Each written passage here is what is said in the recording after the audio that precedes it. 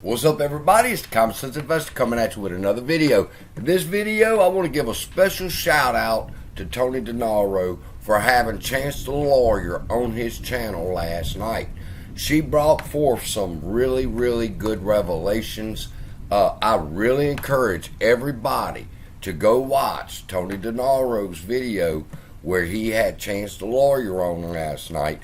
Listen to the whole video so you can have the whole context of what's being said by her. Now, who is she?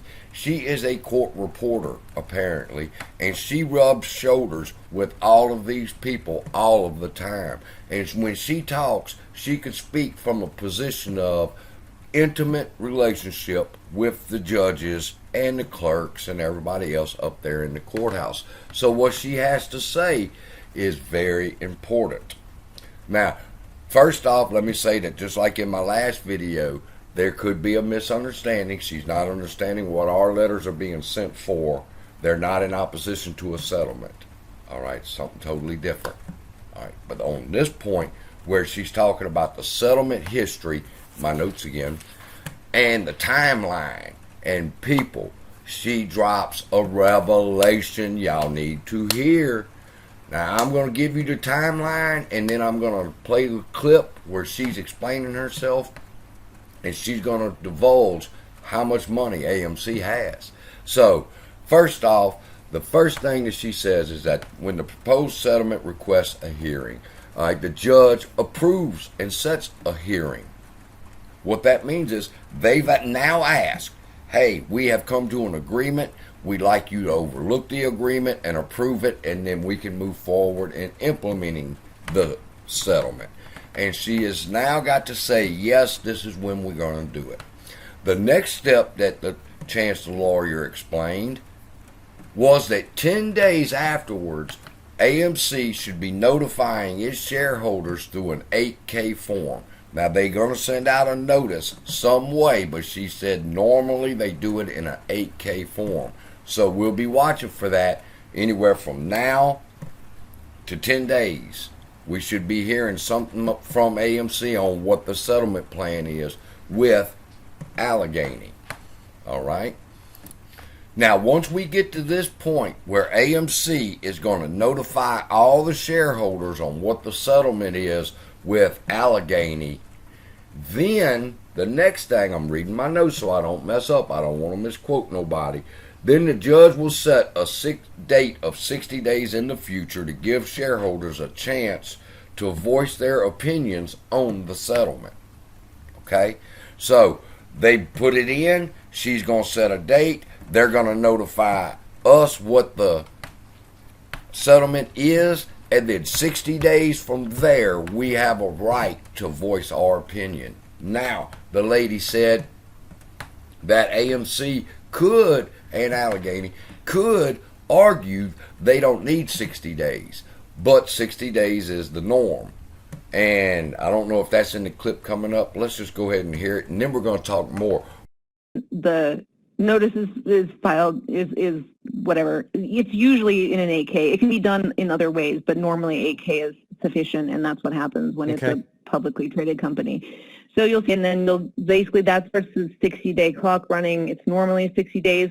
There is some world in which they could argue that they don't need a full 60 days. This is possible, right? That 60 days is the default standard. 60 days is the gold standard. Now, they've been making a lot of noise about how they need this all to happen much faster. However, in that letter that they sent her, they made a big fuss at the bottom about how they would do the full and complete process of doing a settlement approval after a full and whatever.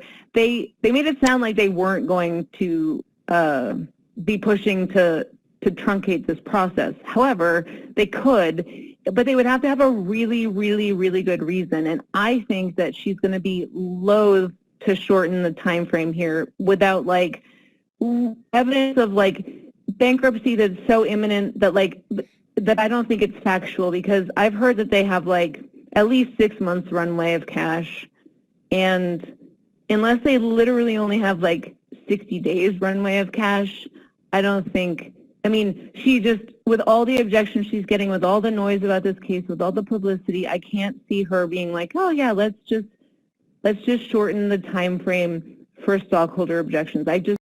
I really don't see it happening. YouTubers that are always preaching bankruptcy's imminent if this reverse stocks don't happen now and all that other bullshit, out of the mouth of the woman that rubs shoulders with these people every day, said that they know AMC's got 6 months worth of capital, all right, and that there's no reason to rush this, and that the judge understands the publicity behind this and the push behind this, and she is gonna do this shit by the book.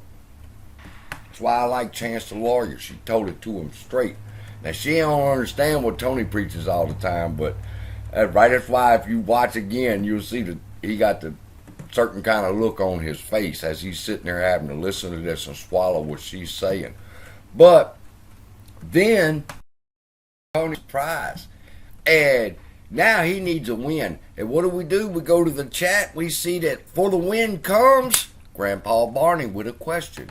And he says, does it make a difference to Judge Zern that 88% share voted yes? All right. And then that's what she covers in the next part of Tony's video. I've got 2 audience questions. One from Grandpa Barney.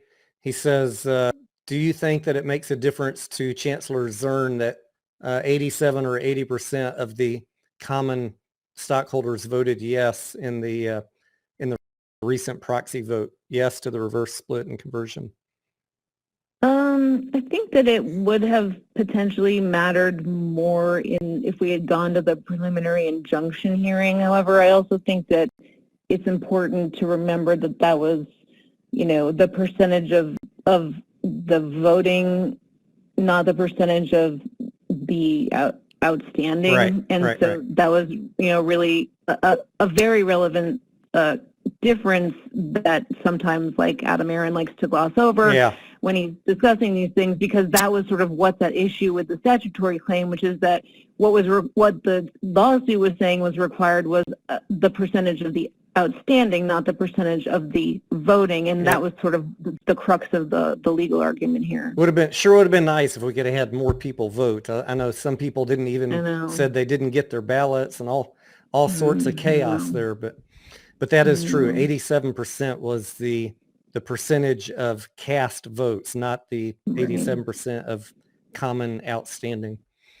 Now, the next question that Tony had for her was a really good question. He said somebody texted him and asked him, would he ask her? And it was, why would Adam Aaron go to the settlement route and everything be put on hold for 60 days? Or why not just go ahead to the preliminary injunction hearing if you're sure you're going to win, and go ahead and have it over with and get the reverse stock split and conversion done? Why would he choose to go the long route? And that's a good question. One I hadn't thought of. Why would he want to go the long route now? Keep that in mind. But what I'm thinking and what Miss Chance the lawyer's thinking was 2 different things. Listen to what she said when he asked her that question. In this, at a Yeah, preliminary that's injunction. it's a really good question. I was on another call a week or 2 ago, and I got asked if I was Adam Aaron, what would I do? It was before the I guess it was right after the initial ruling came out, and it was like, if you were Adam Aaron, what would you do? Go to the preliminary injunction hearing, or would you settle this case?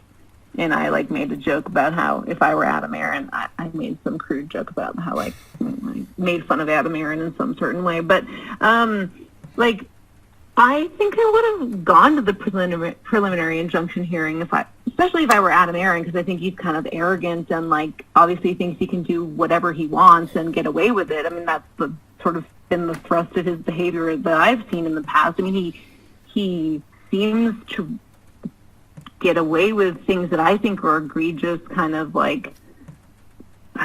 taking advantage of folks' behavioral kind of things. And so again, there you go.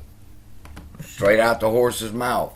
What would you do if you was Adam Aaron and you heard her response and how she defines him as someone who has gotten away with egregious things? And when asked about examples, she's like, takes advantage of people and so forth. So what I encourage you to do is go over to Tony DeNaro's live stream and look up AMC Settlement Q&A Live with Chancery Daily and Tony DeNaro. Okay?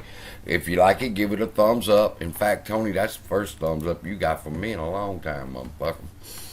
But, watch what she has to say. Listen to the questions. Form your own opinions. I just shared with you what I heard. And I'll see you in the next video. Love you. Be blessed.